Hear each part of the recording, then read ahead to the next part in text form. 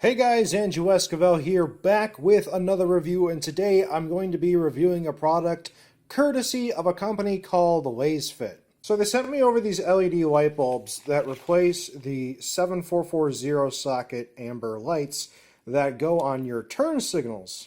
Now, here's the thing. If you use a regular LED in place of your incandescent light bulb, for your turn signals you get something called hyper flashing. Long story short, when you use an incandescent bulb, you get that nice timed out ding, ding, ding, ding, ding, ding.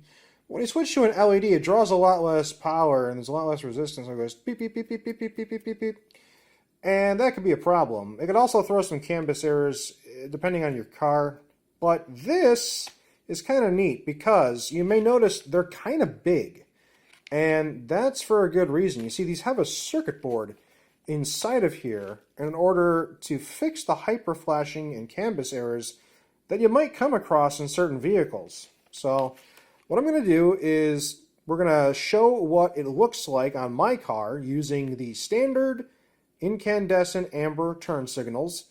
We're going to swap these out and see if they do actually work as claimed. So as stated before the first test, we are going to use the standard incandescent light bulbs that power the turn signals stock from the factory.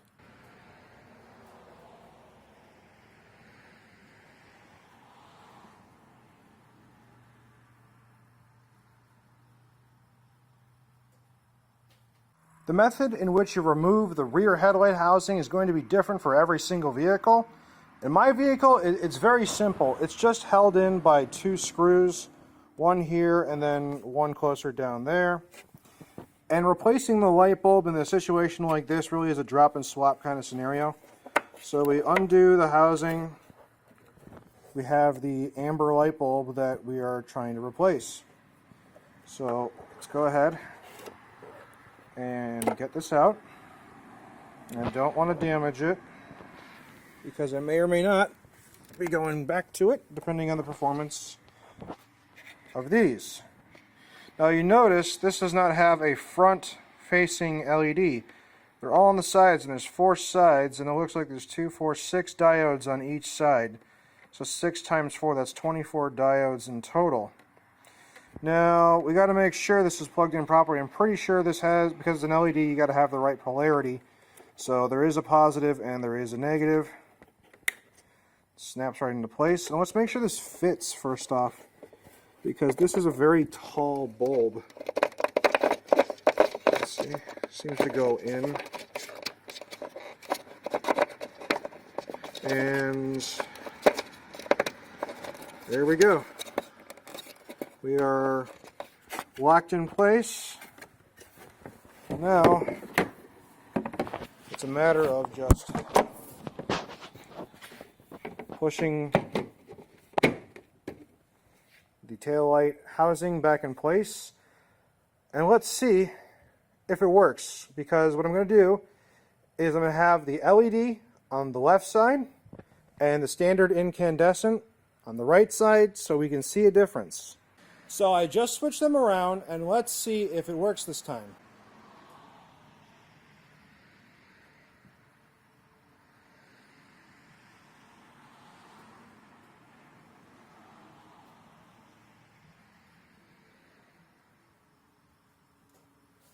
Alright, so as you saw when we switched the bulb around in the socket to get the polarities correct, it definitely turned on, and there was no hyper flashing, which is great.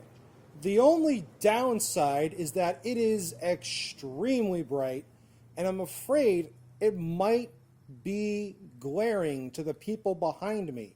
So this is what it looks like when both of the LEDs are powered in the back using the hazard lights. And at first it was looking like everything was okay in the sense that they were all synced up and everything was working all right, but now you can tell one light is definitely flashing regularly and the other one over on the right is having problems getting power or staying on. It's only blipping for a short moment, and it's not staying synced up with the one on the left. So that is a concern that I have. maybe it just needs to be reseated, a little bit of adjustment. I'm going to see what I can do about that. So right off the bat, you know, when I was trying to reseat the LED, I found out something that's interesting. The bulb does have a small heat sink, but the bulb gets extremely hot. So just like your incandescent's going to heat up, the LED will too. When it's going to be at the heat sink, you see I kind of burn myself here. And you can get a look here. Well, I'm going to have to turn off the light, but the heat sink gets very, very hot. So just a cautious warning, don't touch the bulb after it's been in operation. Just wait a few minutes for it to cool down before taking it out. Alright, so I got the bulb turned off and we've taken it out. And there's not much to it. You know, a lot of it is a metal construction, which is good to remove heat from the diodes, but it is scalding hot. Like, you will burn yourself if you touch it. So just be aware of that. Like I said, it was hyper flashing. Well, it wasn't hyper flashing, it was having an issue where it wasn't staying on properly, and I'm wondering if maybe one of the circuits on the circuit board in here has gone bad, or is defective, I should say, because these are brand new, and is causing problems. Because when you buy an LED, you know, you expect it to last longer than a halogen, so, you know, but this is more than just a diode connected to a positive and negative connection. This has a circuit board in there to prevent the hyper flashing in the canvas areas. And you know, when inspecting further, you know, I've got this white LED right here for my tail lights, not for my brake light, just, you know, the standard tail light when you turn on the lights. And I just checked that, and that one's pretty bright for what it is, and it's not hot at all. So I'm wondering, you know, how safe is this design for this light? Because if something catches fire, that would be a serious issue. You kind of see the circuit in there, but I'm not going to disassemble this. But it's been a few minutes, and it's still blazing hot. So I'm concerned about this even possibly melting the housing, because these other LEDs that I use, they're not causing a problem with heat, but they also don't have that circuit board in there. Okay, I've got the light reseated, and it seems to be staying relatively synced up, but if I look at it, you know, sometimes it feels like the light is unsyncing with the other one and then resyncing back up. And like I said, I do have really big concerns about that amount of heat that it's putting out. So I'm going to take the other side off over on the left and see if that one's just as hot. Okay, so we're back over at the left side, and this one is blazing hot as well. I mean, uncomfortably hot, and it's got me really concerned. I don't think a bulb should be getting that hot. I mean, if you're really not careful, you really can burn yourself bad with this. You know, maybe it's because I was running.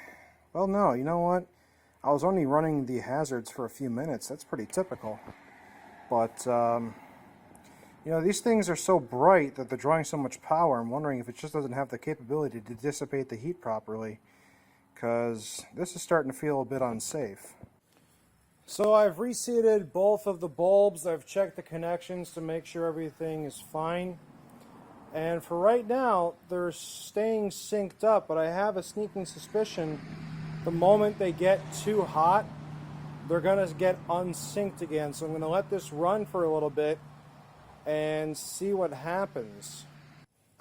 Okay, so as I suspected, when you leave these running on for a little while, eventually one starts to overheat, and then it becomes considerably unreliable. It's been sitting here for approximately 3 or 4 minutes, just blinking on and off, and I believe there is an inherent problem with the circuit board. See, both of them now are having problems. They're completely unsynced, and at this point I'm going to shut them off because I'm afraid they're going to start some sort of fire if they continue to remain optional or operational at this kind of heat. However, it might be more suited to the front headlight housing, so let's go ahead and try it up there and see if it's a more appropriate fit in that area of the car. We are now at the front of the vehicle. Let's see what the difference is between the LED and the halogen up here. Now once again, halogen on to your left, LED is over on the right. Let's take a look.